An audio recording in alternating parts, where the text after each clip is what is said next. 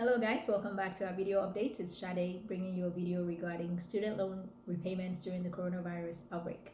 I've been getting questions about different types of collections, but I wanted to talk specifically about the student loans since majority of people have them, and also a lot of them are not in deferment. So what can you do if you have a student loan? Well, first of all, there are general provisions out there under the CARES Act that enable borrowers to approach lenders and try to work out a forbearance agreement of some sort. So I did a couple of videos on this topic in April, so you can check out those videos.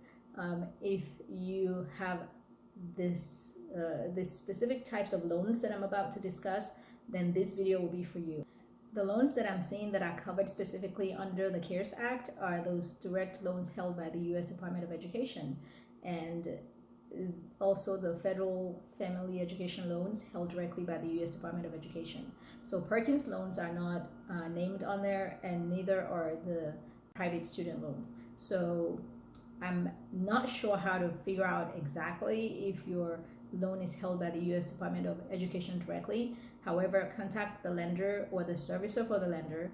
That means the company that's sending you notices about your loan, to find out if you qualify under this particular provision. You could also look on studentaid.gov to see what type of loan you have.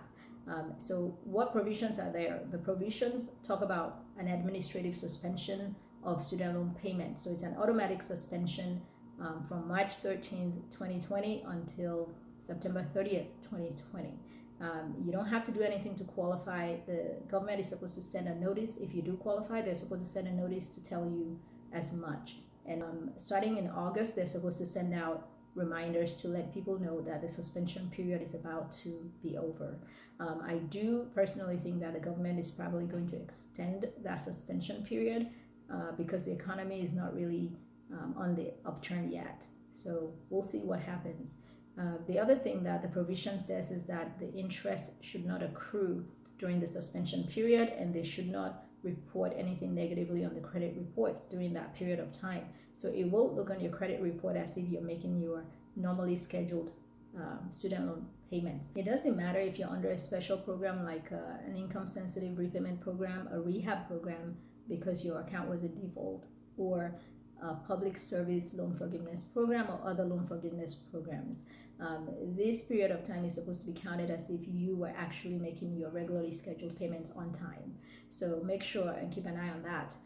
The other thing that it says is that the government is not supposed to try to garnish or seize any tax refunds during this period of time on these particular types of loans.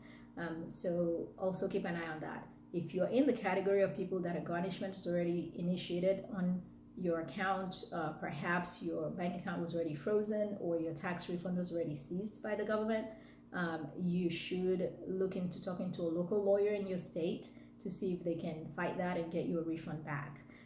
For the people that did auto debits for their student loan payments, the government is supposed to automatically stop the auto debits until September 30th, but sometimes they don't do things on time, so be proactive about it and stop those payments if you would like to take advantage of this administrative suspension. For the people whose payments already went through in April and maybe May, and somehow fell through the cracks and you believe you qualify, you can ask for a refund for those auto debited payments if you would like to use the money for other necessities instead of for a student loan repayment. So you have the right to do that under this particular provision. And for the other people who had a garnishment ongoing before the CARES Act was in place, maybe there was a garnishment of your stimulus check, maybe there was garnishment of your bank account just in general, or your tax refund from your individual return, you might want to check on NCLC's website, the National Consumer Law Center, to see whether you might qualify to join a class action lawsuit that they have going on. It's regarding getting money back for people whose accounts were garnished. If you have Texas related questions, we can't answer those. We cannot answer questions on the channel, but you can certainly reach out to me on my website or directly by phone. We do offer the free preliminary phone consultations as a courtesy. And as always, thank you for watching. I hope this video has been helpful to you. Do your own research, always educate yourself so you know which laws are there to protect you and to be able to assert your rights. Be on the lookout for the next video. If you would like to get more updates from me and you haven't subscribed yet, remember to hit the subscribe button.